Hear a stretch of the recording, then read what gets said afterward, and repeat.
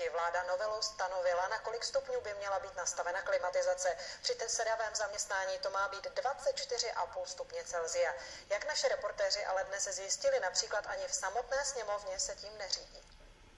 Co děláš? Teď je tady zima, budu mít angínu, blázníš? Kdo tady... Že se zaměstnanci mezi sebou nejčastěji hádají kvůli práci? Omyl. Kvůli teplotě v kanceláři. Hádky někdy vedou až do extrému. Vláda proto jasně stanovila, na kolik stupňů se může klimatizací ochlazovat. Třeba ve sněmovně, ale dnes naším teploměrem poslanec Korte zjistil, že se vládní úprava nedodržuje. V jednacím sále jsem naměřil 22 stupňů. To je asi dost málo. Mě vyhovuje těch 22. Právě muži jsou ti, kdo klimatizaci nastavují na chlazení i pod 20 stupňů Celsia. A pak už záleží na postavení, možná fyzické síle, kdo bude mít konečné slovo. Kolega ten zdravotní problémy může mít, on ještě mladý, on nezažil takové věci jako my.